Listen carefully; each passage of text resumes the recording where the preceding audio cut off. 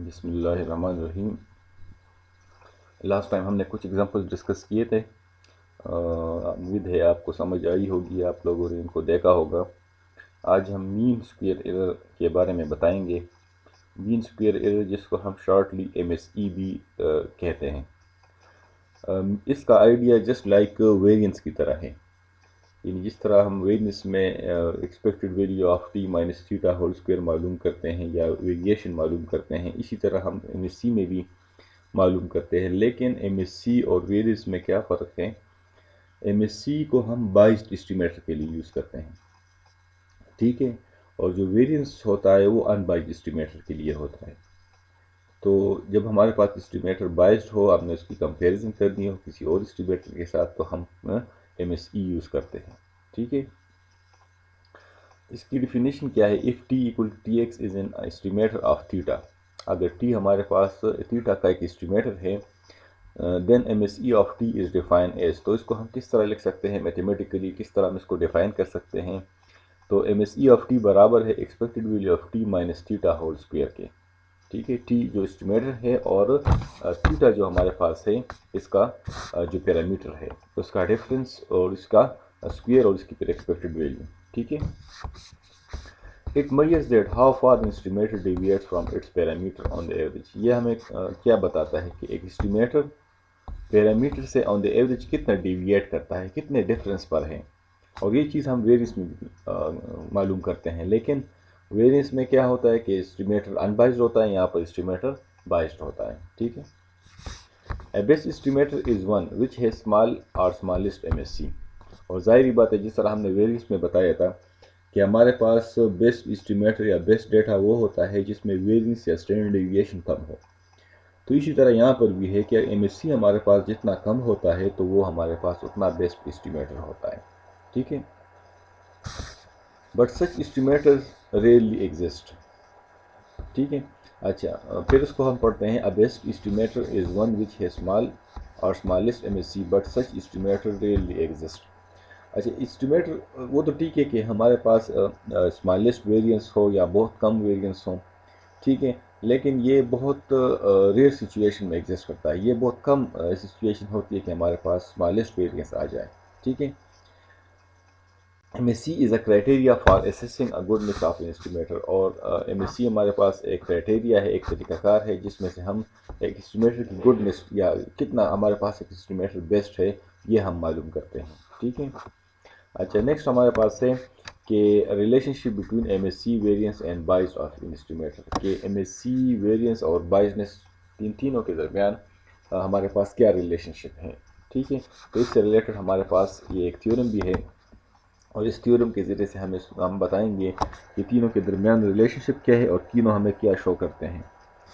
If T is a biased estimator of theta, ठीक है, then MSE is decomposed as. MSE हमारे पास बराबर होता है MSE of T equal to variance of T plus B of T whole square.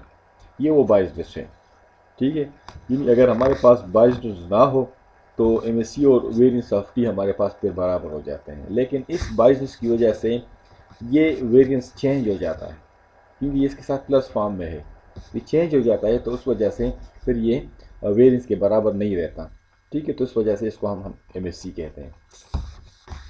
अच्छा, इसको हम किस तरह प्रूफ करेंगे? By definition MSE of T हमारे पास जिस तरह हमने अभी ऊपर बताया कि expected value of T minus theta whole square के बराबर होता है। तो इसमें हम expected value of T within square bracket minus और प्लस कर लेते हैं, ठीक है। हम एक्चुअली प्रूफ की तरफ जा रहे हैं, तो इस वजह से हम इसमें ये प्लस माइनस कर रहे हैं। तो एक तो हमारे पास T minus expected value of T हो जाएगा, दूसरा हमारे पास यहाँ से expected value of T minus theta, ये दूसरा टर्म आ जाएगा, और होल स्क्वायर ऑलरेडी इसमें मौजूद है। ये टर्म आप ए कंसिडर करिए, बी कंसिडर करिए, A plus B whole square formula बन गया। तो इसको हम ओपन करेंगे A plus B whole square को, तो ये T minus expected value of T का whole square plus expected value of T minus theta का whole square minus 2 expected value of T minus expected value of T into expected value of T minus theta, ठीक है। तो ये वाला term तो आप as it is यहाँ पर लिख लें। दूसरा ये टर्म हमारे पास एज इट इज़ ये भी आ जाएगा, और इसके साथ हम ये आप देख रहे हैं कि बाय डिफिनीशन आप लोगों ने एवरेज में भी पढ़ा होगा, deviation taken from mean always equal to 0। या इसी तरह यहाँ पर एक्सपेक्टेशन तो एक्चुअली हमें मीन शो करता है, तो T minus expected value of T, ठीक है। तो ये जो हमारे पास होता है ये वही मीन की प्रॉपर्टी है, ये हमारे पास 0 के बराबर आता है, ठीक है। तो ये 0 हो जाए तो ये सारा टर्म 0 हो जाएगा, तो उस वजह से एज अ होल ये यहाँ पर ये 0 हो जाएगा। और next by definition expected value of T into expected value of T का होल स्क्वायर, ये हमारे पास एक्चुअली वेरिएंस के बराबर होता है, ठीक है। प्लस और ये expected value of T minus theta, इससे क्योंकि ये एक्सपेक्टेड वैल्यू ऑफ टी कोई कांस्टेंट वैल्यू इससे आएगी, इसी तरह थीटा भी हमारे पास कोई कांस्टेंट वैल्यू होगी, तो दोनों को माइनस करें तो इससे कोई हमारे पास कोई कांस्टेंट वैल्यू आएगी। तो इसकी एक्सपेक्टेशन हमारे पास, क्योंकि कांस्टेंट का एक्सपेक्टेड वैल्यू या कांस्टेंट का मीन हमारे पास हमेशा कांस्टेंट होता है, तो उस वजह से इसकी एक्सपेक्टेशन यही वैल्यू होगी, ठीक है। तो ये तो हमारे पास वेरिएंस है। और ये साथ जो दूसरा टर्म है ये एक्चुअली हमें जो एक्चुअली बायसनेस जो है ये शो करता है कि एक्सपेक्टेड वैल्यू ऑफ टी और थीटा के दरमियान जो डिफरेंस होता है ये वो बायसनेस होता है। या आपने लोगों ने मैंने आपको बताया भी था स्टार्ट में अनबायसनेस जो हमने डेफिनेशन पढ़ी थी कि अनबायसनेस क्या होता है, बायसनेस क्या होता है, ठीक है। तो ये इसमें जो डिफरेंस हमारे पास आता है ये एक्चुअली बायसनेस शो करता है। ये डिफरेंस अगर 0 हो जाए तो फिर ये अनबायस्ड होता है, लेकिन ये 0 नहीं है इस वक्त, इस वजह से ये MSC कहलाता है और ये बायस्ड है, इस वजह से हम इसको B ऑफ T से डिनोट कर लेंगे और ये स्क्वायर ऑफ की जगह पर, ठीक है।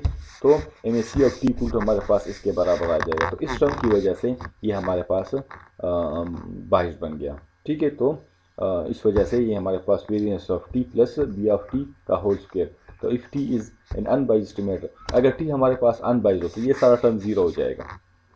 जब ये 0 हो जाएगा तो MSC और वेरिएंस ऑफ T पर क्या हो जाएंगे, ये आप देख रहे हैं, ये बराबर हो जाएंगे, ठीक है। ये इसका प्रूफ था हमारे पास। दूसरे इसमें एक पॉइंट आप नोट करें कि an unbiased estimator that minimize MSC, अगर एक अनबाइज्ड एस्टिमेटर हो वो MSE को मिनिमाइज करे या वेरिएंस को मिनिमाइज करे तो उसको फिर हम कहते हैं minimum variance unbiased estimator, MVUE, minimum variance unbiased estimator, ठीक है। तो उम्मीद है आपको इसकी समझ आई होगी, इसको आप देखें, ठीक है। जहाँ पर मसला हो तो मुझसे आप रब्ता कर सकते हैं, ठीक है। नेक्स्ट इंशाल्लाह फिर हम जो नेक्स्ट हमारा टॉपिक है आगे वो हम डिस्कस करेंगे लिमिटेशंस ऑफ अनबाइज्ड एस्टिमेटर, ठीक है। अनबाइज्ड एस्टिमेटर की क्या लिमिटेशंस हैं, क्या क्या इसके मतलब है कि कहाँ पर हम इसको यूज़ कर सकते हैं, कहाँ पर नहीं यूज़ कर सकते हैं, ठीक है। तो इसको हम डिस्कस करेंगे, ठीक है। तब तक के लिए अल्लाह हाफ़िज़।